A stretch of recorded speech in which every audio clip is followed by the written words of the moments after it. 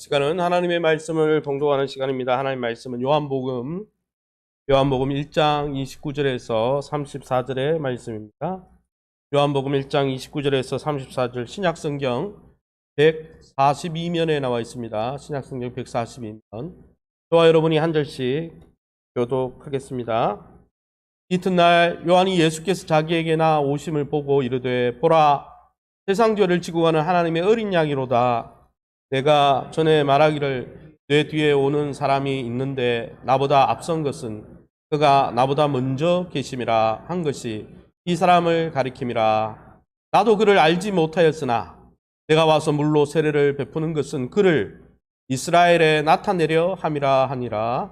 요한이 또 증언하여 이르되 내가 봄에 성령이 비둘기같이 하늘로부터 내려와서 그의 위에 머물렀더라. 나도 그를 알지 못하였으나 나를 보내어 물로 세례를 베풀라 하신 그이가 나에게 말씀하시되 성령이 내려서 누구 위에든지 머무는 것을 보거든 그가 곧 성령으로 세례를 베푸는 이인 줄 알라 하셨기에 내가 보고 그가 하나님의 아들이심을 증언하였노라. 아멘. 옆사람 축복합니다. 하나님을 높여드립시다. 말씀에 귀를 기울입시다. 잘 될 겁니다. 예배를 월십이라고 그러는데 월스는 가치라는 뜻이고 십은 가격이라는 뜻이죠. 나에게 내가 가장 소중하고 가치 있게 생각하는 분에게 돌려드리는 행위가 월십입니다. 그런데 성경에 보면 하나님을 동기 여기는 방법이 있는데 한번 따라합시다. 하나님의 말씀에 귀를 기울이는 것입니다. 할렐루야.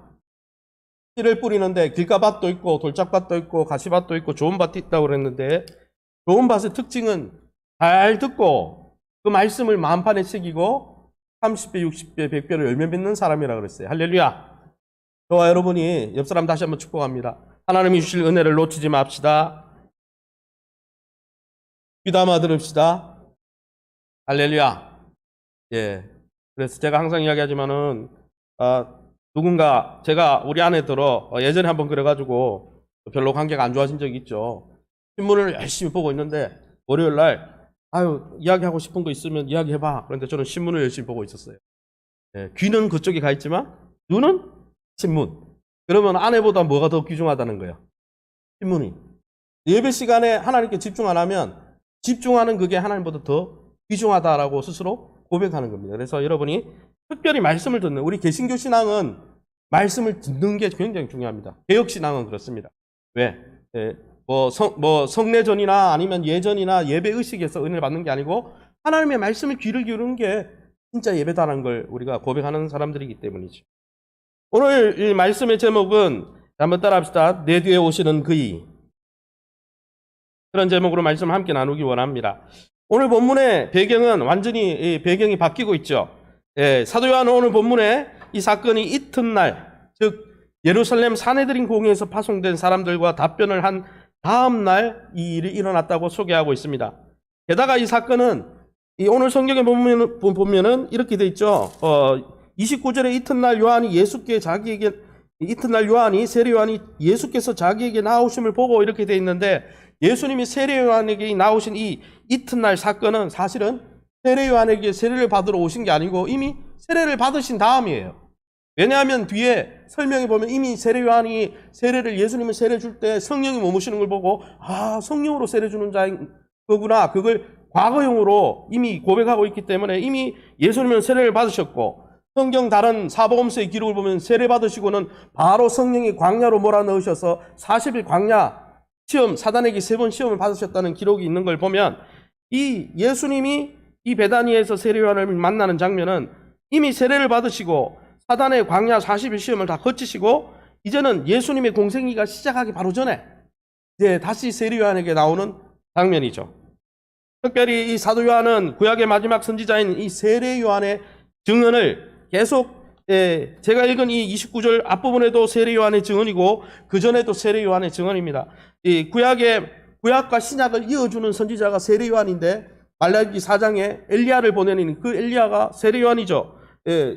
뭡니까? 이사야 40장 3절에 광야에 외치는 자의 소리, 그게 바로 세례 요한이죠. 이 신약과 구약을 이어주는 이 마지막 선지자 세례 요한의 증언을 통해서 예수님이 누군지를 구약의 마지막 선지자를 통해서 계속 소개하고 있는 것이죠. 그러면 오늘 세례 요한의 입술을 통해 계속 증거되는 예수님은 어떤 분이십니까? 첫 번째는 우리가 알 수 있는 예수님은 우리의 죄의 짐을 담당하시고 해결해 주시고 죄와 죽음과 실패와 과거의 실수와 과거에 이렇게 회복되지 못하는 삶으로부터 우리의 인생을 건져주시는 구원자 하나님이시라는 것이죠. 할렐루야. 요한복음 1장 28절 29절입니다. 우리 한 목소리로 읽습니다. 이 일은 요한이 세례 베풀던 곳 요단강 건너편 베다니에서 일어난 일이니라. 이튿날 요한이 예수께서 자기에게 나오심을 보고 이르되 보라, 세상 죄를 지고 가는 하나님의 어린 양이로다. 아멘.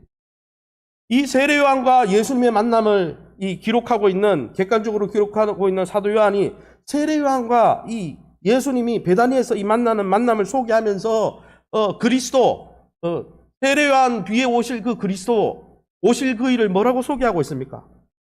오늘 성경 본문 29절에 보니까 이튿날 요한이 예수께서 자기에게 나오심을 보고라고 소개하고 있죠. 바로 그 그리스도를 누구라고 소개하고 있습니까? 세례 요한 뒤에 세례 요한이 소개할 그 일을 누구라고 소개하고 있습니까? 예수라고 소개하고 있습니다.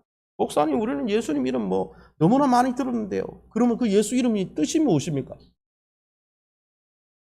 마태복음 1장 21절에 그 뜻이 있는 것이죠. 그냥 예수라고 한 게 아니죠. 구약에는 요수아라고 그러죠. 이 요수아, 조슈아가 이 신약의 예수죠. 같은 뜻이죠. 무슨 뜻입니까? 우리 같이 한번 읽어봅니다. 아들을 낳으리니 이름을 예수라 하라. 이는 그가 자기 백성을 그들의 죄에서 구원할 자이심이라 하니라. 아멘. 예수의 이름의 뜻이 뭡니까? 자기 백성을 저희 죄에서, 저희 죄와 실패와 과거의 실수로부터 건져주시는 구원자 하나님이다. 이게 바로 예수라는 뜻이죠.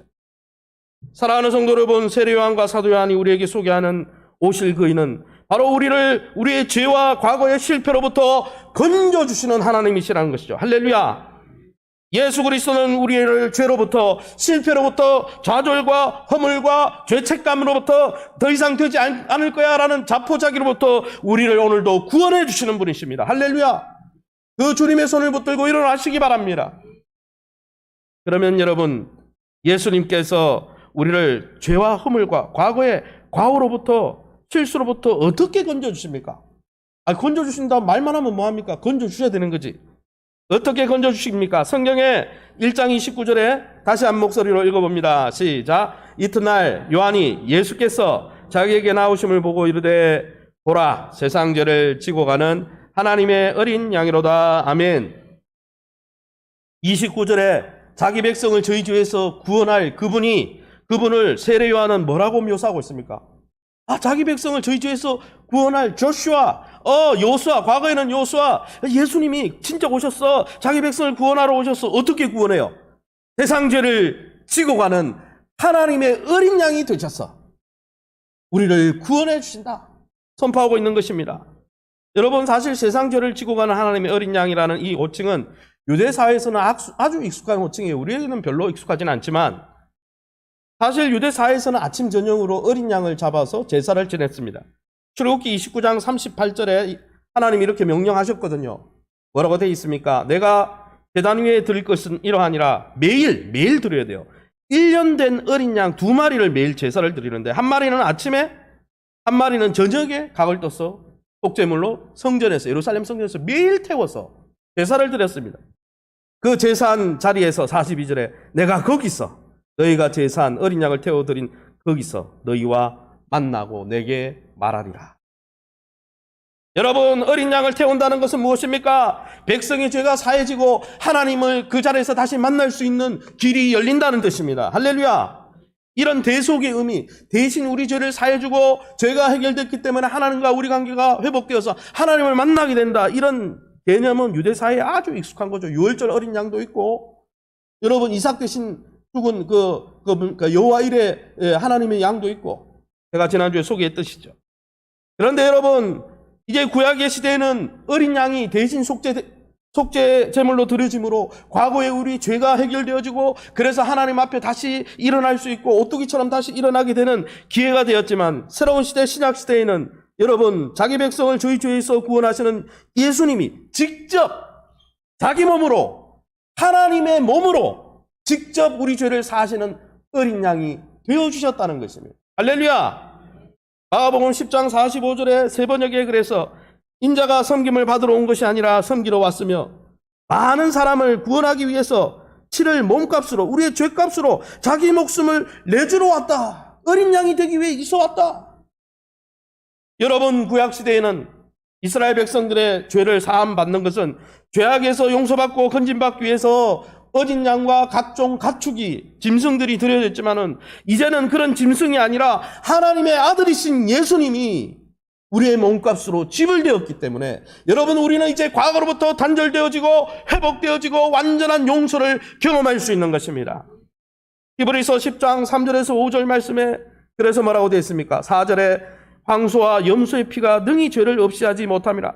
구약의 제사는 능히 우리를 과거로부터 자유케 못하니까 5절에 그러므로 주께서 세상에 임하실 때에 이르시되 하나님이 제사와 예물을 원하지 아니하시고 오직 나를 위하여 한 몸을 예비하셨도다. 한 몸 예수 그리스도, 하나님의 아들을 보내어서 완전한 제물이 되게 하셔서 우리를 더 이상 죄의 종로로 타지 않도록, 과거에 종살이하지 않도록 새로운 삶을 다시 시작할 수 있도록 길을 열어 주셨다는 것입니다. 그래서 이 예수님을 만난 세례 요한이 하나님의 어린 양이다, 우리 죄를 용서해 주시고 치유해 주실 바로 그분이다. 어린 양은 대속제물의 상징 아닙니까?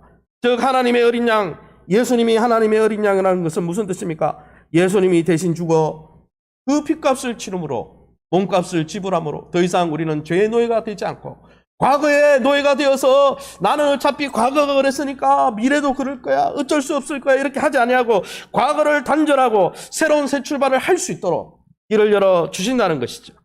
사랑하는 성도 여러분, 이 시간에도 우리 가운데 와 계신 예수 그리스도를 붙드시기 바랍니다. 그 하나님의 아들이 우리의 과거의 허물과 실수와 실패로부터 자유할 수 있도록 대속제물로 자신의 몸을 들이셨으니 이제는 여러분 죄로부터 완전히 용서되었음을 확신하시고 과거를 뒤돌아보지 말고 미래를 향해 달려나가시기를 예수님 이름으로 축원합니다. 그런데 여러분, 이 예수님이 세상 죄를 지고 가는 하나님 어린 양으로 우리 죄를 완전히 사해 주시고 회복시켜 준다, 이 놀라운 메시지를 선포한 세례 요한이 이 선포를 어디에서 이 선포를 하고 있습니까? 네, 이튿날이라고 했으니까 이튿날이니까 뭐 자동차 타고 공간 이동한 것도 아니고, 그죠? 세례를 주던 그곳에 있었겠죠. 그곳이 어디입니까? 요한복음 1장 28절에 이 일은 요한이 세례 베풀던 곳 요단강 건너편 베다니에서 일어난 일이라 이튿날 요한이, 그러니까 베다니에서 일이 있었던 거죠. 근데 사도 요한이, 세례 요한의 이 기사를 기록하면서 사도 요한이 굳이 베다니라는 이름 빼도 돼요. 양피지 가죽이 얼마나 비싸고 파피루스 종이가 얼마나 비싼데 이 사건이 일어난 베다니에서 일어났다가 일부러 묘사할 이유가 없잖아요. 그렇게 기록했을 때는 이유가 있는 거죠. 사실 28절의 언급에 뭐라고 됐냐면 베다니를 그냥 베다니라 하지 않고 이렇게 말하고 있습니다. 요한이, 세례 요한이 세례를 베푼던 곳 요단강 건너편에 있는 베다니다. 왜 이렇게 말했을까요? 이거는 초대교회 성도들이 잘 알고 있는 베다니와 헷갈리지 않게 하기 위해서 여러분 주지시킨 거죠. 그런데 헷갈리지 않게 하기 위해서 주지시킬 이유가 없어요. 아니, 안 쓰면 되잖아요. 안 헷갈리지. 왜 이걸 쓸까요? 이것을 썼다는 것은 세례 요한이 세례 주던 베다니라는 이 호칭과 똑같은 호칭의 베다니가 하나 더 있었는데 그걸 다시 떠올리게 하려고 의도적으로 쓴 거예요. 그럼 목사님, 여기 세례 요한이 세례 주던 베다니 말고 똑같은 지명의 베다니가 어디 있습니까? 요한복음 11장에만 나오죠. 다른 복음서에는 안 나옵니다. 같이 읽어봅니다. 예수께서 와서 보시니 나사로가 무덤에 있은지 이미 나으리라. 베다니는 예루살렘에서 가깝기가 한 5리쯤 되매. 성도들과 초대교회 성도들이 잘 알고 있는 베다니는 세례 요한이 세례 주던 베다니보다 더 유명한 베다니는 예루살렘에서 오리니까, 오리는 2km죠. 2000m 근처. 그럼 예루살렘 인근에 있는 베다니가 유명했는데 왜 유명했냐? 예수님이 예루살렘 입성하기 전에 그곳에 가서 죽은 나사로를 어떻게 했어요? 일으켜버렸어요. 그러니 여러분, 세례 요한의 고백과 세례 요한이 하나님의 어린 양이다. 예수님이 자신의 몸을 들여서 우리를 구원해 주시고 과거로부터 건져 주신다. 이 고백을 했는 장소가 베단이라고 사도 요한이 기록한 이유는 사도 요한이 순전히 세례 요한 하나님의 어린 양이라는 이 표현과 베다니를 연결시키려고 하는 거죠. 그럼 무슨 연결을 하려고요? 요한복음 11장과 12장을 읽어보면 그 의도가 다분히 보이는데요. 예루살렘 입성 전에 예수님이 십자가에 달려 우리의 하나님의 어린 양으로 죽으시고 3일 만에 부활하실 것을 예표하는 사건을 하나 일으킵니다. 뭘 일으킵니까? 베다니에 일찍 가면 안 죽었을 걸. 죽기를 기다렸다가, 나사로가 죽기를 기다렸다가 일부러 죽은 다음에 나흘이 지나야 돼. 왜 사흘까지는 유대인들은 살아난다고 생각했기 때문에 나흘이 돼서 살이 썩어 들어갈 때 예수님이 갑니다. 가서 뭐 합니까? 나사로야 나오라! 나는 부활이요 생명이니 나를 믿는 자는 죽어도 살겠고 살아서 나를 죽는 자는 영원히 죽지 아니하리니 내가 이것을 믿느냐? 할렐루야. 이 사건 때문에 예수님이 예루살렘 입성할 때 수많은 군중이 몰렸어요. 이유는 예수님 옆에 나사로가, 죽은 나사로가 같이 다녔거든요. 성경이 나와요, 요한복음에. 이 나사로의 죽음과 부활은 바로 조금 있다가 있을 예수님의 죽음과 부활을 예표하는 사건이죠. 예수님이 일부러 일으킨 거예요, 그걸. 그런데 그 베다니를 떠올리게 사도 요한이 지금 일부러 장치를 넣고 있는 거예요. 연상장치를 넣은 거예요. 숨은 그림 찾기를 넣은 거예요. 사도 요한이 28절에 왜 베다니를 소개합니까?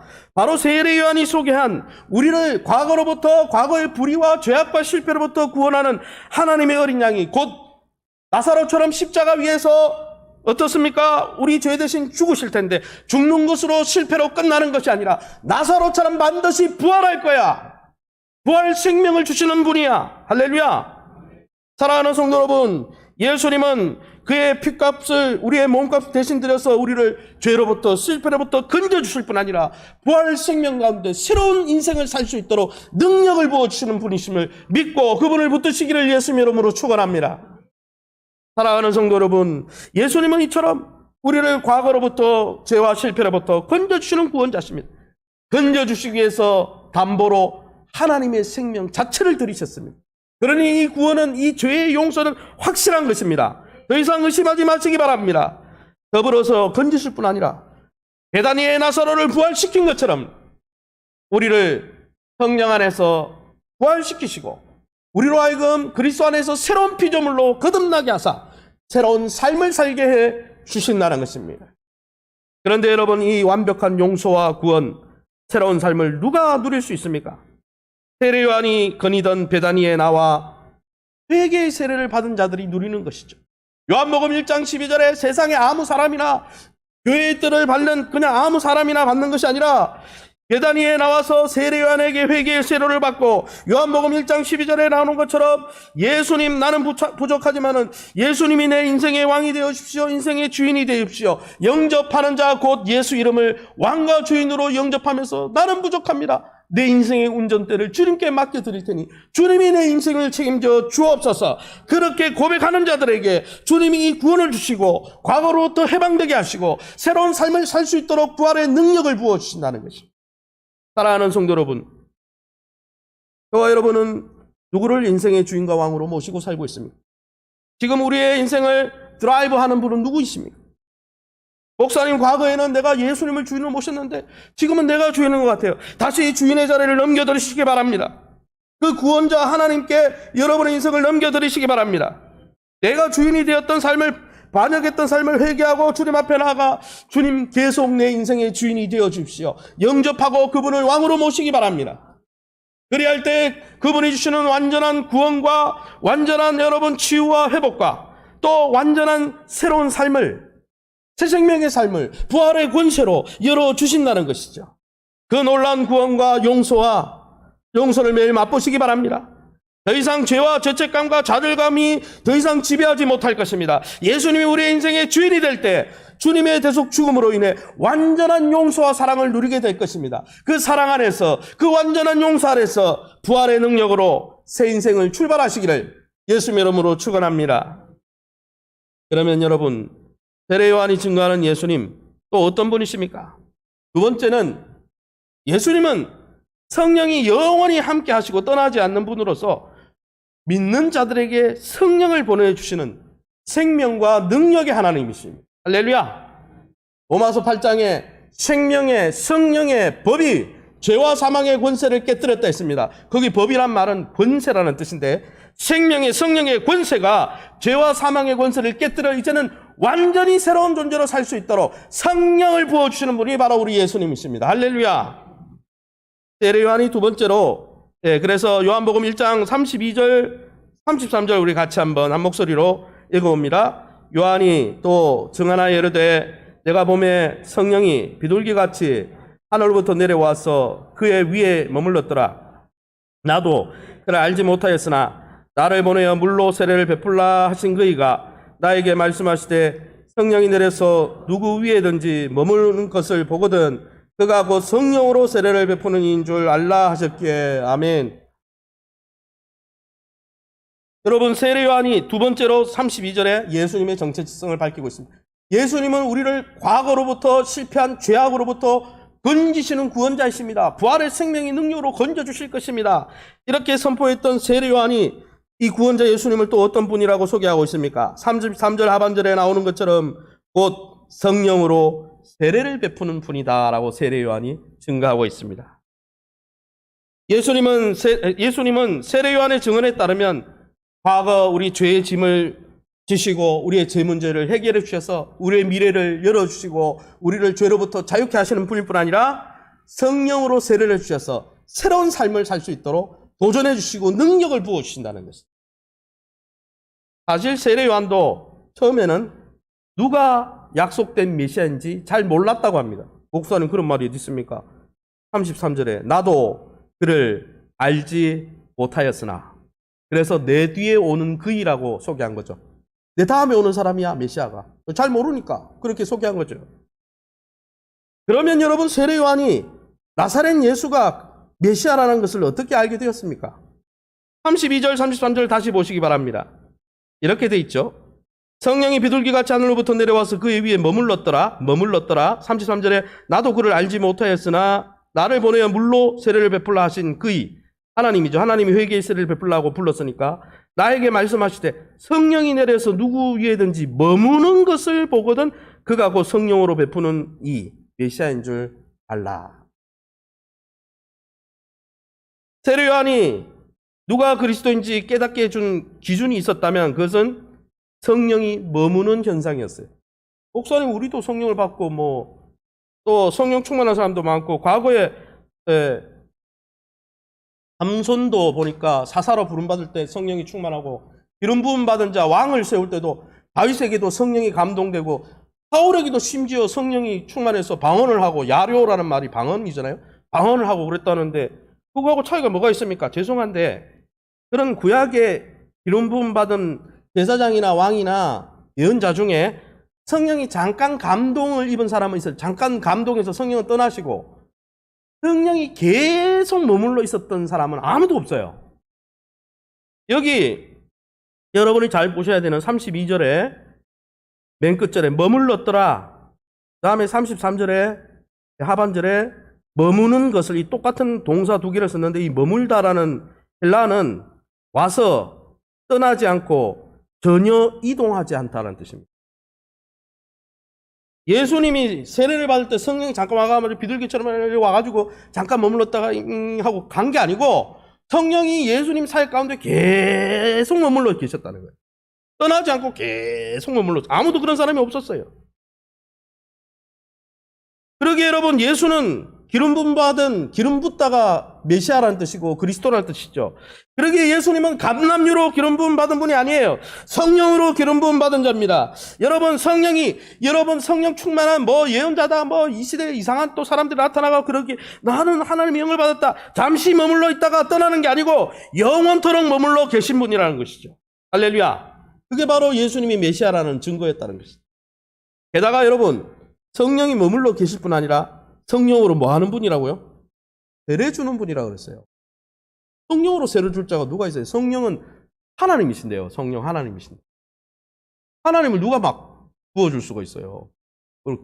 아주 망령된 말이죠. 세례 요한은 회개하는 자들에게 죄 씻음을 상징하는 물 세례만 뿌렸어요. 실제로 물 뿌린다고 죄가 용서되는 게 아니에요. 그것은 상징이에요.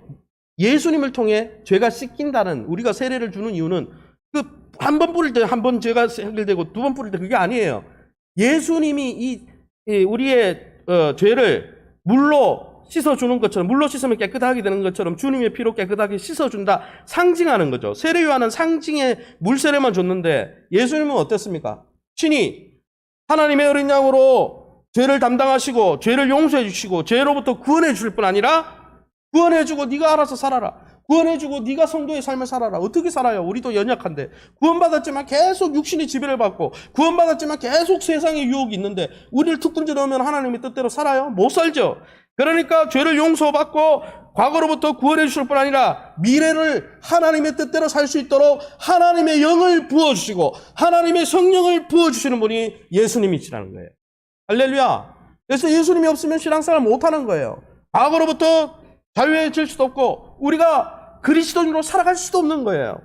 누가복음 그래서 11장 9절에 13절에 구하라 그리하면 너에게 주실 것이요, 찾으라 그러면 찾아낼 것이요, 문을 두드리라 그러면 너에게 열릴 것이니 구하는 자에게 성령을 주시지 않겠느냐. 오순절 다락방에 여러분 120명 성도들이 기도할 때 예수님이 성천하시면서 그랬죠. 떠나지 마라, 예루살렘에 머물러라, 딴 데 가지 마, 약속한 성령을 내가 부어줄 테니 아버지 옆에 가면 내가 보혜사 성령을 너희에게 부어주리니 기다려라. 성령을 받지 않으면 그리스도인으로 살 수도 없고 너희가 증인의 삶을 살 수도 없고 세상에 눌릴 수밖에 없어. 성령을 받아야 돼. 기도할 때 120개의 불이 떠올라가지고 120명 머리 위에 120개 불기둥이 떠올랐다고 성경에 나오잖아요. 할렐루야. 사랑하는 성도 여러분, 예수님 안에 허락된 완전한 용서와 영적 자유를 어떻게 계속 누릴 수 있겠습니까? 한 번 누리는 건데요, 부흥 집회 가가지고. 그런데 어떻게 주님 오시는 것까지 계속 우리가 신앙생활을 건강하고 능력 있게 할 수 있을까요?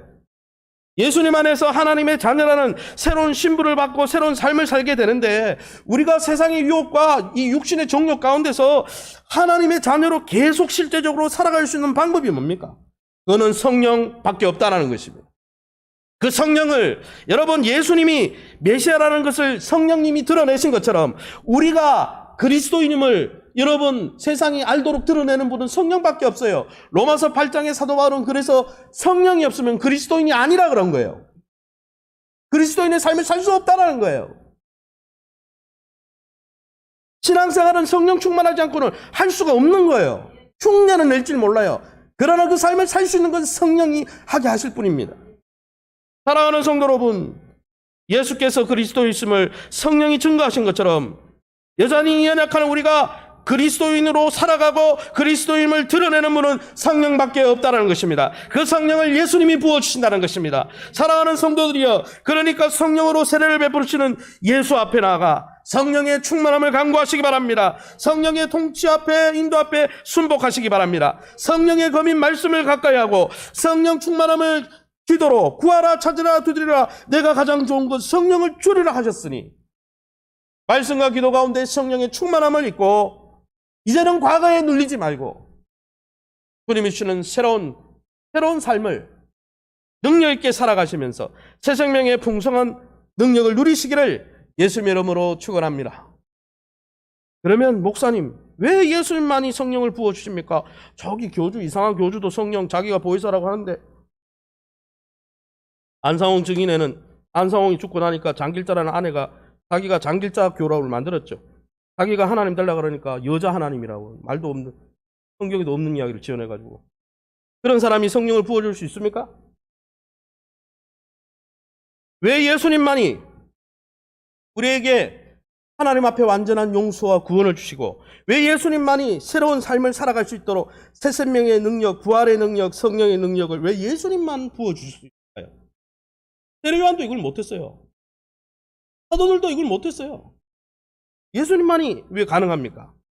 그것은 예수님은 세 번째 원리는 예수님은 창세전부터 성부 하나님과 함께 하셨던 바로 성자 하나님, 하나님의 아들이시기 때문에, 그분은 하나님이시기 때문에 우리의 죄를 용서해 주실 수 있고 하나님이시기 때문에 성령 하나님을 보내주실 수 있는 것이죠. 할렐루야. 하나님이 하나님을 보내주시죠. 누가 하나님을 보내요? 하나님이 우리가 가라고 한다고 가요? 성령님이? 요한복음 1장 30절 34절 우리 한 목소리로 읽습니다. 내가 전에 말하기를 내 뒤에 오는 사람이 있는데 나보다 앞선 것은 그가 나보다 먼저 계심이라 한 것이 이 사람을 가리킴이라. 내가 보고 그가 하나님의 아들이심을 증언하였노라 하니라. 먼저 여러분, 예수님이 여러분 십자가를 지시고 여러분 우리의 죄를 하나님 백보자 심판대에서 완전히 용서해 주시고 구원해 주시고 정말 비본어기엔 새로 태어나게 하셔서 완전히 새로운 존재로 살아갈 수 있도록 성령을 부어줄 수 있는 이유는 바로 예수님이 선지하신 하나님이시기 때문입니다. 따라합시다. 선지하신 하나님이십니다. 선지라는 뜻은 뭐냐면 먼저 계셨다는 것이죠. 세례 요한이 내 뒤에 오시는 이 그리스도를 뭐라고 표현하고 있습니까? 30절에 보세요. 그가 나보다 먼저 계심이라 한 것이 이 사람을 가리킴이라. 그가 나보다 먼저 계십니다. 근데 이 구절이 여기만 나오느냐? 아니에요. 1장 15절과 30절. 다시 우리 밑줄 친 부분을 읽어볼까요? 시작. 내 뒤에 오시는 이가 나보다 앞선 것은 나보다 먼저 계심이라. 30절에 내 뒤에 오는 사람이 있는데 나보다 앞선 것은 그가 나보다 먼저 계심이라. 토시 하나 안 틀리고, 물론 토시 한 개 틀렸네요. 하나 다르고 다 똑같죠. 15절에도 나오고 30절에도 사도 요한이 일부러 파피루스 종이도 비싼데 왜 이걸 똑같은 말을 두 번이나 세례 요한이 이야기를 두 번이나 했다는 걸 왜 강조할까요? 세례 요한은 왜 이야기를 두 번이나 했을까요? 이상하지 않아요? 사실 이 표현은 문자적으로 해석하고 문법적으로, 표현적으로, 물리적으로 눈에 보이는 것만으로 해석하면 틀린 말이에요. 왜냐하면 내 뒤에 오시는 예수님을 이야기하고 나는 세례 요한을 이야기하는데 예수님이 나보다 앞섰다라고 이야기했는데 말 틀린 말이죠. 예수님이 누굽니까? 육체적으로 보면 세례 요한의 사촌이에요. 누가복음에 보면 세례 요한이 먼저 태어났어요. 예수님은 나중에 출생하시죠. 그러면 출생 연도순으로 따지면 이 말은 틀린 거예요. 왜요? 예수님이 앞선 게 아니죠. 내가 예수님보다 앞선 것은 이렇게 말해야 돼요. 그러면 도대체 세례 요한은, 또 사도 요한은 무엇을 이야기하는 것일까요? 이것은 출생 연도를 비교한 게 아니에요. 존재 자체를 비교한 것이죠. 예수님은 세례 요한이라는 존재보다 앞서서 영원 전부터 선지에 계셨다는 거예요. 아브라함이 나기 전부터 나는 있었느니라. 요한복음의 6장에 나오는 말씀입니다. 그러니까 돌로 치려고 그랬어요. 네가 50세도 되지 못한 네가 무슨 아브라함은 수천 년 전 사람인데 그때도 내가 있었다. 무슨 뜻이에요? 그것을 요한복음 1장 1절에 14절에 이렇게 말씀했죠. 이미 밝힌 내용이에요. 같이 읽습니다. 밑줄 친 부분만 읽습니다. 시작. 태초에 말씀이 계시니라. 이 말씀은 곧 하나님이시니라. 말씀이 육신이 되어 우리 가운데 거하심에 아버지의 독생자의 영광이요 은혜와 진리가 충만하더라. 아멘. 그 말씀이 육신이 된 분이 예수님인데 그 예수님이 언제부터 계셨다고요? 말씀으로 태초에 말씀이 계셨는데 이 말씀이 하나님과 성부 하나님과 태초 전부터 창세 전부터 함께 계셨고 이 말씀도 하나님이시다. 성자 하나님이시다. 현재에 계셨다. 사랑하는 성도 여러분, 예수님은 단순히 BC와 AD를 가르며 2000년 전에 나사렛 지방에 갑자기 짠 나타난 분이 아니에요. 그분은 태고적부터 창세 전부터 영원히 계셨던 분인데 그냥 세상에 뚫고 들어온 게 2000년 전에 뚫고 들어왔을 뿐이에요. 아담과 하와를 창조할 때도 거기에 계셨고요. 아브라함이 여러분 갈대아 우르 땅을 떠났을 때도 거기에 계셨고요. 여러분 모세가 여러분 홍해를 가를 때도 거기에 계셨습니다. 아멘 할 때까지 계속 해볼까요? 아멘은 안 하시네요. 그걸 지금 증거하고 있는데 이사야가 예언할 때도 거기에 계셨고요. 엘리야가 사역하고 있을 때도 거기에 계셨고요. 여호수아가 여러분 여리고를 점령할 때도 거기에 계셨고요. 잠언 8장에는 인자를 창조할 때 내가 거기 있었다라고 성경에 분명히 나옵니다. 여러분 그러기에 예수님은 영원 전부터 계신 선지하신 하나님이기에 우리의 죄를 용서해 주시고 과거의 실패도 용서해 주시고 새 출발할 수 있도록 성령도 부어주시고 부활의 능력으로 우리를 거듭나기도 하실 수 있는 분이시죠. 이 예수님밖에 없는 거예요. 이상한 영화 요즘 2단 영화 어디서 나와가지고 이제 2단들 정리했는 영화가 한창 이슈잖아요. 왜 잘못됐습니까? 자기가 예수라고 말하니까요. 그 사람 여기 살다가 자기가 죽고 나면 아내한테 물려주는 거예요. 장길자 교처럼. 어머니 하나님 또 바꾸고 교리를. 가짜예요. 그 사람들은 지금 잠시 온 사람들이에요. 예수님은 그런 분이 아니라는 거예요. 게다가 여러분, 사도 요한은 예수님이 창세 전부터 선지에 계셨던 하나님이라고 소개하면서 또 하나 더 소개하는 게 있습니다. 요한복음 1장 34절이에요. 같이 한번 읽어봅니다. 시작. 내가 보고 그가 하나님의 아들이심을 증언하였노라. 아멘.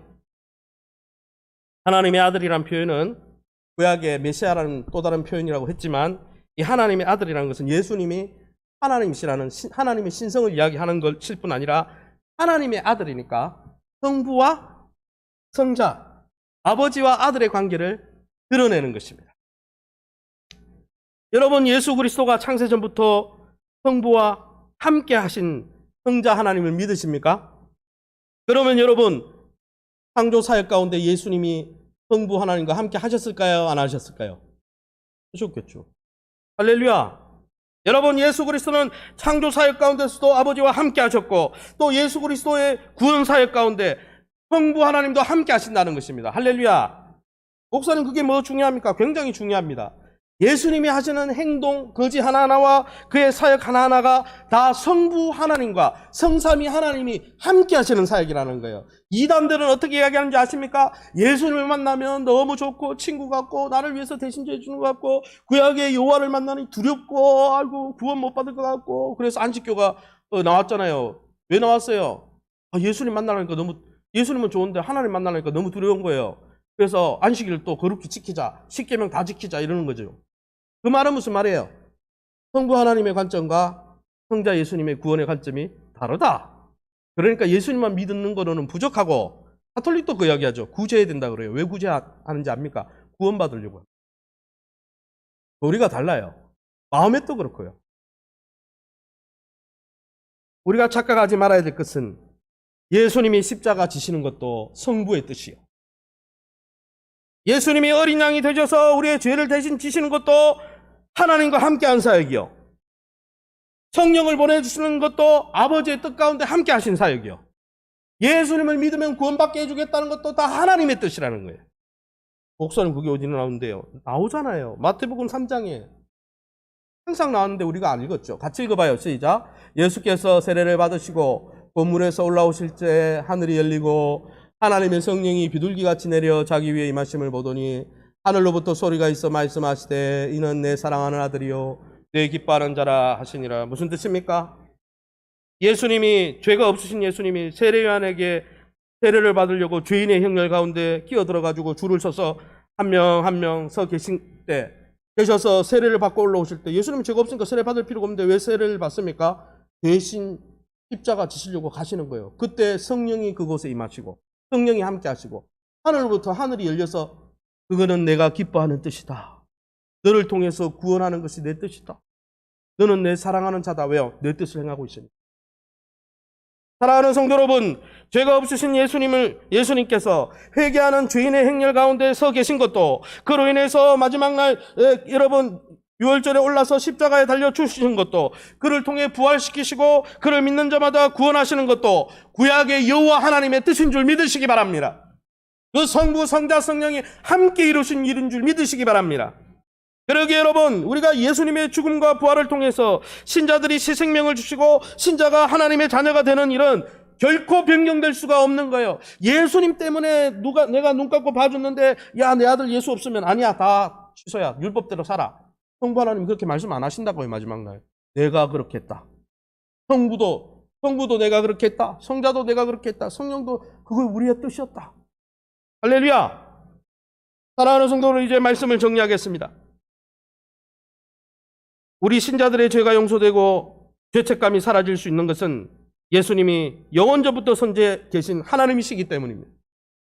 더불어 예수 안에서 우리가 받은 구원과 새 생명이 흔들릴 수 없는 이유는, 그 구원의 확신이 흔들릴 수 없는 이유는 성부와 성자와 성령이 협의하셔서 하신 일이기 때문에 흔들릴 수 없는 것입니다. 그러기에 여러분, 우리를 용서하시고 구원하시고 새로운 삶을 허락하시는 선지하신 예수 그리스도께 감사하시기 바랍니다. 예수 그리스도와 함께 하셔서 우리의 구원을 이루신 성삼위 하나님께 감사하시기 바랍니다.